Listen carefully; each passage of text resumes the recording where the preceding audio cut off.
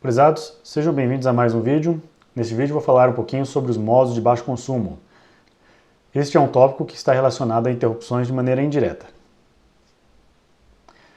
A ideia deste vídeo é mostrar para vocês como que a gente faz para escrever um código pensando em diminuir o consumo de energia do nosso sistema. A energia de um determinado sistema é dada pela integral da sua potência consumida, dentro de um intervalo de tempo, de 0 até 0. A potência é tida como a multiplicação da tensão vezes a corrente. Então aqui, se eu quiser diminuir a energia consumida de um determinado sistema, eu tenho 3 graus de liberdade. Eu posso mexer na corrente, posso mexer na tensão, posso mexer no tempo. Então, se eu mexer na tensão, eu posso até diminuir a tensão de alimentação. O MSP funciona de 1.8 volts a 3.6. Na Launchpad, a gente não consegue mexer na alimentação do microcontrolador, mas a gente poderia fazer isso num projeto dedicado. A tensão de alimentação a gente vai ver mais tarde que ela tem um impacto direto em qual é o clock máximo que eu consigo atingir. Posso também mexer na corrente. Se eu quiser diminuir a corrente, não tem muito para onde fugir. A corrente estática de circuitos digitais já é 0. Tá? Se o circuito não chaveia, as portas digitais geralmente são transistores MOS que não puxam corrente. Então a corrente estática é 0. Mas a corrente dinâmica, ou seja, a corrente de chaveamento, quando a gente chaveia os transistores, ela é função da frequência. Então eu posso controlar a frequência de operação. Se eu quiser, eu posso diminuir ou aumentar a frequência com o sistema de gerenciamento de clocks. Esse é um tópico que a gente vai ver mais à frente no curso. Por enquanto, só sobrou então a gente mexer no tempo. Eu posso diminuir o tempo em que o microcontrolador fica ativo. E aí entra o grande X da questão, Para fazer isso, eu vou fazer uso dos modos de baixo consumo, ou em inglês, os Low Power Modes. O microcontrolador ele funciona em diferentes faixas de frequência, dependendo da tensão de alimentação. Se a gente alimenta ele em 3.3 volts, que é a alimentação da Launchpad, a gente pode operar em frequências de até 25 MHz. Mas se você quiser operar em frequências menores, não tem problema. Você pode até diminuir a tensão de alimentação a 1.8 volts. Isso não significa que a tensão do processador vai estar em 1.8 volts. Na verdade, internamente no chip existe um regulador de tensão, e o processador opera de 1.4 a 1.9 volts. Então, se você quer operar em frequências mais elevadas, você precisa fornecer valores maiores para poder elevar a tensão do processador e elevar a tensão de alimentação do clock. Então, para operar em frequências mais altas, por exemplo, o modo 3 aqui do PMM, é o único que oferece, que garante para a gente 25 MHz. Só que para estar no modo 3 eu preciso de pelo menos 2.4 volts. Tá? Nesse diagrama a gente vê que há uma relação entre a tensão de alimentação e a frequência máxima do sistema. Então eu estou mexendo indiretamente tanto na tensão quanto na corrente que é puxada, que é usada no chaveamento dos transistores. Agora só sobrou 1 grau de liberdade, só sobrou o tempo que o microcontrolador fica ativo. Só para vocês terem uma ideia, o microcontrolador, quando ele está ativo, então quando ele está ligado, ele consome 180 microamperes. Mas se eu quiser desligar ele temporariamente, eu posso entrar em modo de baixo consumo e na média ele fica em torno de 2 microamperes, podendo baixar ainda mais em modos mais agressivos de baixo consumo. A ideia aqui de diminuir o tempo, então eu quero diminuir o tempo ativo, então vou fazer com que o microcontrolador passe mais tempo em modo de low power do que em modo ativo. Então ele fica em modo ativo somente para realizar uma tarefa pontual, depois se desliga, ele fica em modo de baixo consumo. Então ele entra em modo de low power. Para controlar o modo de low power, eu tenho alguns bits de configuração no registro de status, no SR, Register, Status Register. A gente viu até agora os bits de flags de operação, overflow, número negativo, 0 e carry. A gente viu nas aulas passadas o GIE, que é o habilitador global de interrupções. Faltou então esses 4 bits aqui, que são os bits de modo de baixo consumo. Nesses modos eu posso desligar o processador, posso desligar os cristais, posso desligar o oscilador digital e posso desligar alguns clocks, por exemplo o SM Clock. Então dessa forma eu consigo desligar parte do microcontrolador de maneira individual. O MSP430 ele tem muitos modos de baixo consumo. Essa é a grande riqueza dele, ele é conhecido por isso. Os 4 modos principais de baixo consumo são os LPM de 0 até 4, e eu tenho 2 modos de baixo consumo, LPM 3,5 e 4,5, que são modos de baixo consumo que eu não consigo recuperar dados da memória. Mas vamos ver, passo a passo, qual é a diferença entre eles. Então, no modo ativo, ou seja, tudo está ligado, eu tenho o processador ligado com o mClock ativo, eu tenho o SMClock ativo, eu tenho o AClock ativo também. Todos os dados que ficam guardados na memória RAM estão guardados, ou seja, a memória RAM fica energizada. E eu tenho a capacidade de sair do modo de baixo consumo. Então, no modo ativo, na verdade aqui não se aplica, né? Porque se eu não estou no modo de baixo consumo, eu não preciso sair dele. E aqui estão os 4 bits do registro de status, o CPU off, o Crystal off, DCO off e o SMClock off. Esses bits estão todos em 0 no modo ativo, obviamente para manter o processador ligado.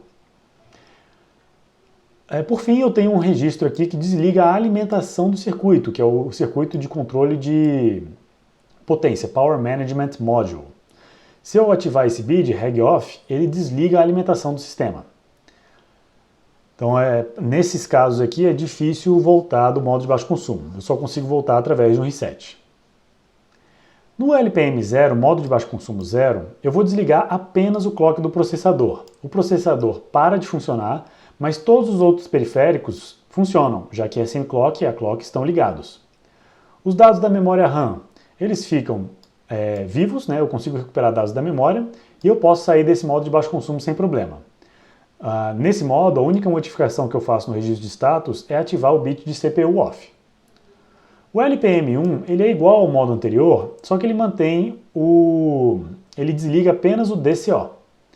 Ele vai desligar o DCO, é um oscilador controlável digitalmente, e aí depende, né? Se você tiver clocks conectados ao DCO, esses clocks vão desligar também. Mas a princípio, se os clocks estiverem conectados aos cristais, os clocks vão ficar batendo. No modo de baixo consumo 2, é um modo um pouco mais agressivo, a gente vai desligar o SMClock, ativando o bit de SMClock off. Perceba que eu tenho uma alternância aqui entre o ativar e desativar o DCO e ativar e desativar o SMClock. Isso é para permitir que o AClock continue funcionando digitalmente ou pelo DCO ou pelo cristal. O modo de baixo consumo 3 mantém o SMClock desligado, mantém o AClock ligado, mas vai além, ele desliga também o oscilador digital. Então é um pouquinho mais agressivo, eu consigo economizar um pouco mais aqui. Já no modo de baixo consumo 4, esse modo é bastante agressivo, porque ele vai desligar todos os clocks do sistema e vai manter a memória RAM viva. Então eu consigo recuperar os dados da memória RAM. Se eu não tenho nenhum clock ligado, então eu não consigo sair do modo de baixo consumo. O modo de baixo consumo 4 ele é bastante agressivo nesse sentido. Eu só vou conseguir voltar do modo de baixo consumo se eu resetar o microcontrolador. E aí no código de inicialização eu tenho que saber por que eu resetei, né? Qual foi a razão de ter resetado. Essa informação, se eu quiser, eu posso guardar na memória RAM, já que esses dados não vão ser perdidos. No modo de baixo consumo 3,5 e 4,5, essa foi uma invenção posterior da Texas para minimizar ainda o consumo de energia. Além de ter todos os bits do modo de baixo consumo ligados, eu vou desligar também a alimentação do meu chip. E aí, nesses casos, todos os dados que estão armazenados na memória RAM vão ser perdidos, mas se eu quiser resgatar e saber por que eu entrei nesse modo de baixo consumo, basta gravar os dados na memória flash, né, memória não volátil. Dentre esses modos, qual é a diferença entre os dois?